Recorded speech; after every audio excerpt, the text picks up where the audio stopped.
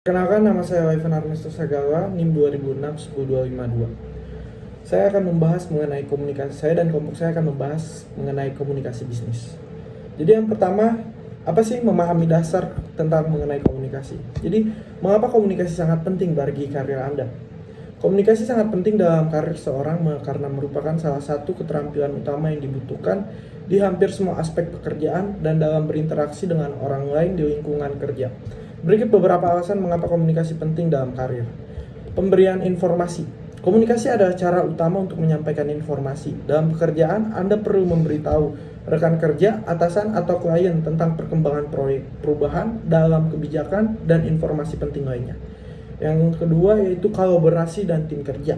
Di mana banyak pekerjaan, Anda akan bekerja dalam tim. Kemampuan untuk berkomunikasi dengan efektif adalah kunci dari kolaborasi dengan rekan-rekan tim, berbagi ide, dan mencapai tujuan bersama. Lalu yang berikutnya, mengapa komunikasi sangat penting bagi perusahaan? Komunikasi sangat penting bagi perusahaan karena merupakan fondasi untuk berbagi aspek bisnis yang berjalan dengan lancar. Berikut adalah beberapa alasan mengapa komunikasi sangat penting bagi perusahaan. Koordinasi dan kolaborasi. Komunikasi yang efektif memungkinkan berbagi departemen dan tim perusahaan untuk bekerja bersama dan berkoordinasi dengan baik. Ini penting untuk menjalankan operasi sehari-hari dan memastikan keselarasan dalam pencapaian tujuan perusahaan. Yang kedua, pemberian petunjuk dan arahan. Pemimpin dan manajer perusahaan perlu menggunakan komunikasi untuk memberikan arahan yang jelas kepada karyawan. Ini termasuk tujuan, tugas, harapan, dan kebijakan yang harus diikuti.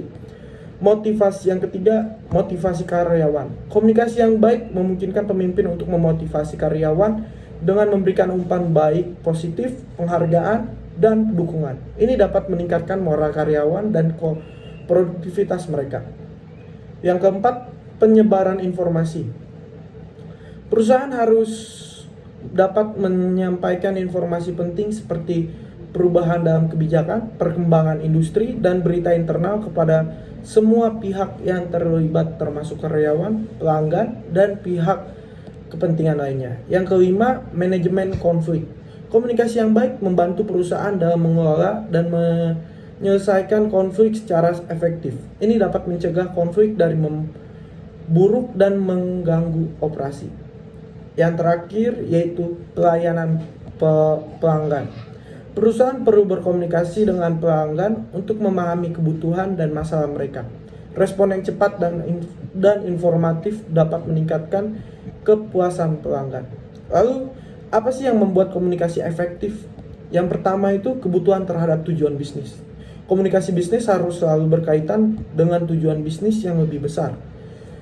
Pesan dan komunikasi harus mendukung visi dan misi perusahaan serta strategi yang telah ditetapkan. Yang kedua, keterbukaan dan jujur.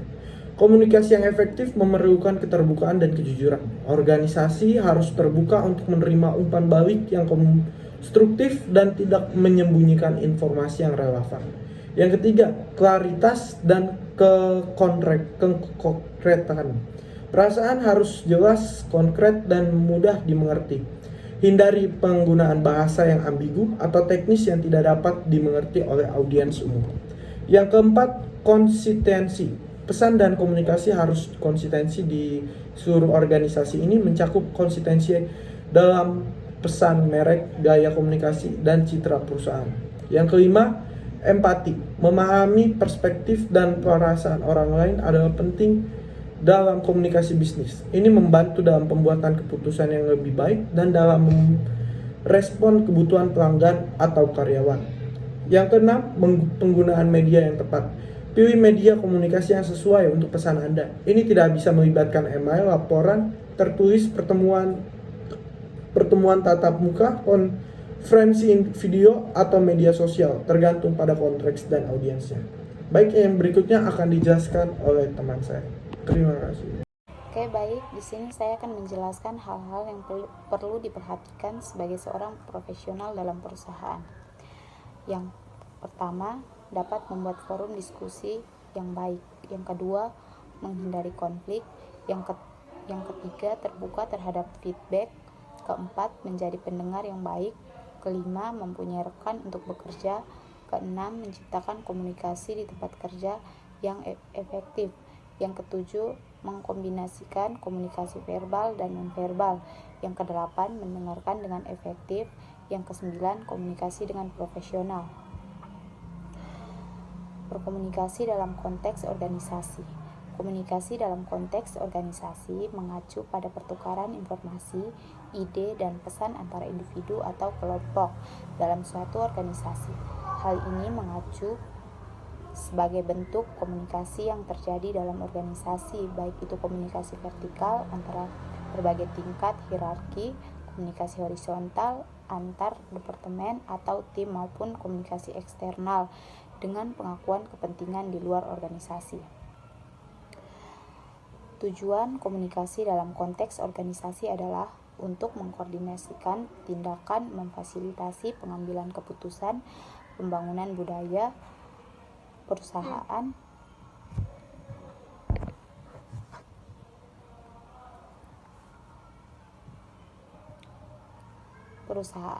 dan mencapai tujuan organisasi secara efektif. Komunikasi yang baik menjadi kunci keberhasilan dalam efisien berbagai aspek operasionalnya. Hal-hal yang menjadi kunci keberhasilan dalam aspek operasionalnya ialah yang pertama, mengadopsi pendekatan yang berpusat pada audiens, yaitu memahami audiens. Langkah awal dalam pendekatan ini adalah memahami siapa audiens Anda. Ini akan melibatkan analisis demografis, usia, jenis kelamin, pendidikan, dan lain-lain. Yang kedua, menyesuaikan pesan berdasarkan pemahaman tentang audiens. Pesan atau konten yang harus disesuaikan agar relevan dan menarik bagi mereka. Ini mungkin melibatkan penggunaan gaya bahasa atau konten yang lebih sesuai dengan profesi audiens. Yang ketiga, menciptakan koneksi emosional. Pendekatan berpusat pada audiens seringkali mencoba untuk membangun koneksi emosional dengan audiens. Ini dapat dicapai dengan menceritakan cerita yang menginspirasikan atau memanfaatkan nilai dan perasaan yang berhubungan dengan audiens. Hambatan dalam model komunikasi. Terdapat beberapa hambatan atau gangguan yang dapat mempengaruhi transmisi pesan dari pengirim ke penerima sehingga menyulitkan atau menghambat komunikasi yang efektif. Beberapa hambatan komunikasi yang umum termaksud yang pertama adalah hambatan semantik.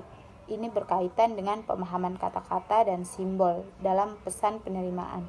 Mungkin memiliki pemahaman yang berbeda tentang arti kata atau simbol yang digunakan oleh pengirim. Yang kedua, ada hambatan fisik. Faktor-faktor fisik seperti jarak geografis, kebisingan atau gangguan teknis, misalnya sinyal buruk dalam panggilan telepon. Yang ketiga, hambatan psikologis. Ini termaksud perasaan atau emosional yang dapat mempengaruhi pemahaman dan interpretasi. Misalnya, jika seorang marah atau stres, mereka mungkin lebih sulit untuk menerima pesan dengan baik. Sekian dari saya, terima kasih. Konvensional dan lingkungan komunikasi. Dalam konteks komunikasi konvensional merujuk pada metode atau gaya komunikasi yang telah lama ada dan secara tradisional digunakan dalam budaya atau masyarakat tertentu. Beberapa contoh konsep konvensional dalam lingkungan komunikasi: yang pertama, komunikasi lisan; yang kedua, surat menyurat; yang ketiga, media cetak; yang keempat, telepon konvensional; yang kelima adalah kartu pos. Model komunikasi sosial. Model komunikasi sosial adalah kerangka kerja yang digunakan untuk memahami dan menganalisis bagaimana informasi, pesan, dan komunikasi berkembang dalam konteks sosial. Beberapa model komunikasi sosial: yang pertama, model transmisi; yang kedua, model interaksi simbolik; yang ketiga, model kegunaan dan kepuasan; yang keempat, model komunikasi antar pribadi; yang kelima, model komunikasi antar kelompok; yang keenam, model komunikasi antar budaya; dan yang ketujuh adalah model komunikasi antar media sosial. Potensi manfaat teknologi komunikasi. Teknologi komunikasi memiliki potensi manfaat yang sangat besar dalam berbagai aspek kehidupan. Berikut adalah beberapa potensi manfaat teknologi komunikasi. Yang pertama, komunikasi jarak jauh. Teknologi komunikasi memungkinkan individu untuk berkomunikasi dengan orang-orang di seluruh dunia dengan cepat dan mudah. Ini memungkinkan pertukaran informasi, ide, dan pesan tanpa perlu hadir secara fisik. Yang kedua, akses ke informasi. Internet dan teknologi komunikasi lainnya memberikan akses ke sumber daya informasi yang luas. Ini memungkinkan individu untuk mencari informasi, belajar, dan mengakses pengetahuan dalam berbagai bidang. Yang ketiga, komunikasi bisnis. Bisnis merupakan teknologi komunikasi untuk mengelola komunikasi internal dan eksternal dan perangkat kolaborasi online memungkinkan perusahaan untuk beroperasi secara efisien dan berkomunikasi dengan pelanggan, mitra, dan karyawan.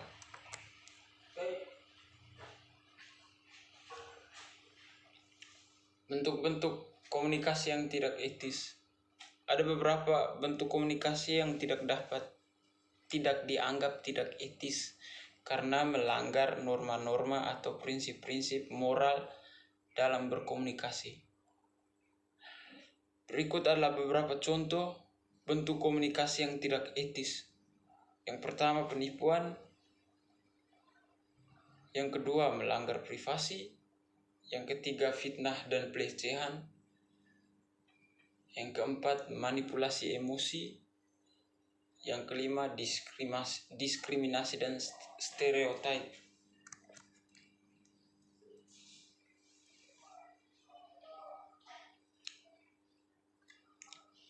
Memastikan bahasa yang etis. Memastikan bahasa yang etis adalah suatu kewajiban penting untuk berinteraksi dengan orang lain.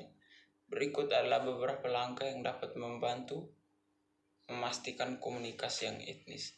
Yang pertama, hormati privasi orang lain. Jaga privasi orang lain dengan tidak menyebarkan informasi pribadi atau mengintai tanpa izin.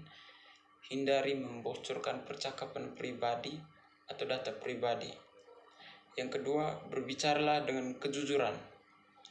Selalu berbicara dengan kejujuran, hindari berbohong, menipu, atau menyembunyikan informasi yang relevan. Kejujuran adalah prinsip dasar dalam komunikasi yang etis. Yang ketiga, gunakan bahasa yang terhormat. Hindari penggunaan bahasa yang kasar, merendahkan, atau merendahkan dalam berkomunikasi Anda dengan orang lain. Hormati orang lain tanpa memandang latar belakang mereka. Selanjutnya, memastikan komunikasi hukum.